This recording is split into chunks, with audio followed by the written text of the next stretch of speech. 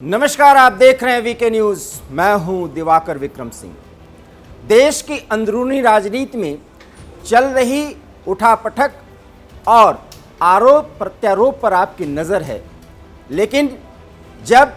सरकारें और विपक्ष 2024 के पूरे मूवमेंट पर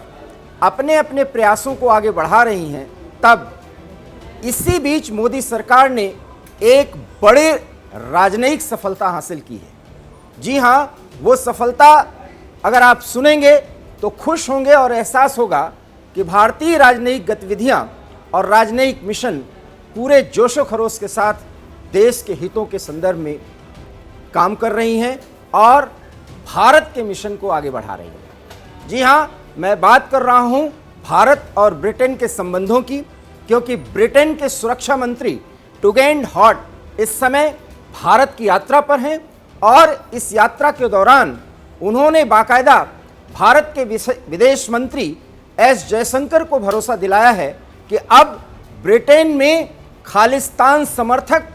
जिस तरीके से भारत के खिलाफ गतिविधियां चलाते थे, अब वो नहीं चला पाएंगे।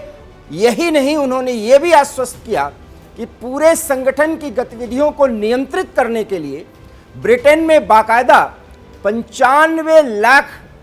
पाउंड का एक कोष बनाया जाएगा और उस राशि का इस्तेमाल इस संगठन की गतिविधियों को रोकने के लिए किया जाएगा। अर्थात ब्रिटेन ने यह स्वीकार कर लिया है कि कनाडा की तरह ब्रिटेन में भी भारत विरोधी गतिविधियां चला रहे हैं खालिस्तानी समर्थक और उनके कुछ नेता,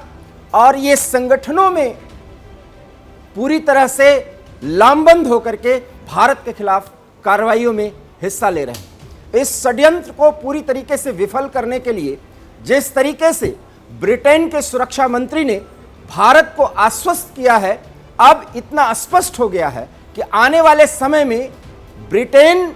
से भारत विरोधी गतिविधियां जो खालिस्तान के लिए चलाई जा रही हैं वो नहीं चल पाएंगी। टुगेन हॉट ने बाकायदा इस बात के लिए भारत के विदेश मंत्री और हमारे एनएसए डोभाल को पूरी तरीके से आश्वस्त किया है कि अब जैसे ही ब्रिटेन में कोई गतिविधि खालिस्तान समर्थकों की भारत के खिलाफ चलेगी, उसकी जानकारी शेयर की जाएगी और उनको गिरफ्तार किया जाएगा, उस संगठन के गतिविधियों को नियंत्रित करने की कोशिश की जाएगी। साफ है कि ब्रिटेन में भी कनाडा की तरह खालिस्तान समर्थकों के पांव पूरी तरह से जम चुके हैं, क्योंकि इसके लिए एक बड़े कोष की स्थापना की गई है। उस धनराशि का इस्तेमाल ब्रिटेन में इन संगठनों के भारत विरोधी गतिविधियों पर लगाम कसना है। अब आप समझ सकते हैं कि किस तरीके से विदेश में रहकर कुछ भारत विरोधी तत्व जो खालिस्तान के लिए काम कर रहे हैं, पाकिस्तान के आईएसआई के इशारे पर, जब वो पाकिस्तान में रहकर या भारत के अंदर रहकर के अपनी गतिविधियां नहीं चला पा रहे हैं, क्योंकि भारत सरकार उनके खिलाफ आक्रामक रवैया अख्तियार की हुई है, तो यूरोप में,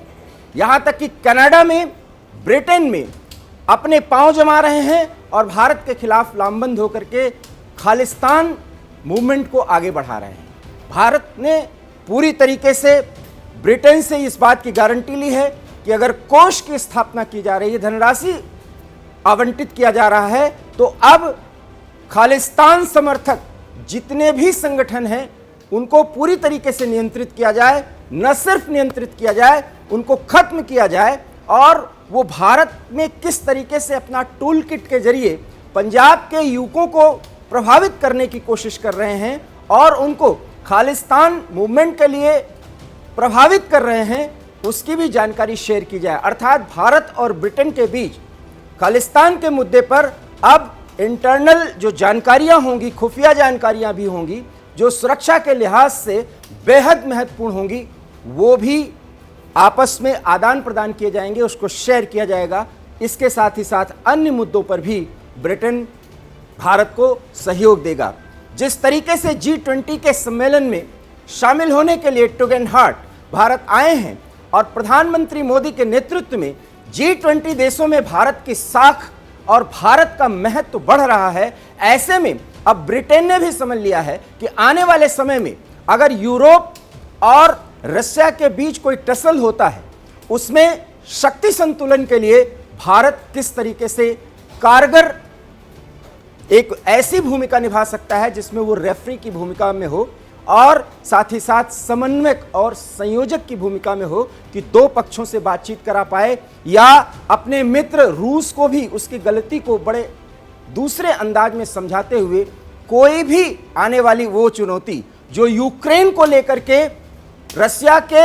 आक्रामकता को सुनिश्चित करता है, उस धार को कम किया जा सके। प्रधानमंत्री मोदी के जरिए ये भी यूरोप के कई देश अब जान चुके हैं, जिसमें ब्रिटेन भी शामिल है। और इसीलिए अब जबकि ब्रिटेन ने बाकायदा भारत को आश्वस्त किया है, भरोसा दिलाया है कि कनाडा में जिस तरीके से भारत विरोधी गतिविधियां खालिस्तान के समर्थन में चलाई जा रही हैं, अब वो गतिविधियां कम से कम ब्रिटेन में नहीं चलाई जा सकेंगी। इसका सीधा असर पंजाब में जिस तरीके से खालिस्तान मूवमेंट आगे बढ़ रहा है उस पर पड़ेगा, और साथ ही साथ भारत में के खिलाफ सक्रिय वो खालिस्तानी गुट, वो खालिस्तानी नेता अब पूरी तरीके से हतोत्साहित होंगे, क्योंकि ब्रिटेन के भरोसा दिलाने के बाद हो सकता है कि आने वाले समय में कनाडा भी, जहां बहुसंख्यक मात्रा में भारतीय सिख और पंजाबी समुदाय के लोग रहते हैं, वहां सिखों को बदनाम करने के लिए पूरी तरीके से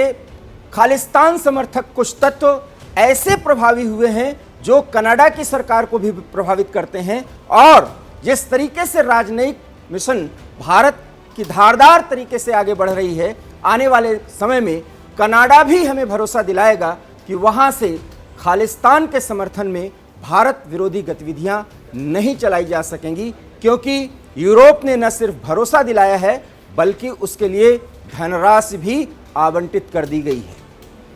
भारत के राजनयिक मिशन में मिली सफलता पर आप हमारे इस पूरे प्रस्तुति से कितना सहमत हैं? अपनी बात और अपनी प्रतिक्रिया हम तक जरूर पहुंचाएं, ये हमारी अपेक्षा है। फिलहाल मुझे दीजिए इजाजत। नमस्कार।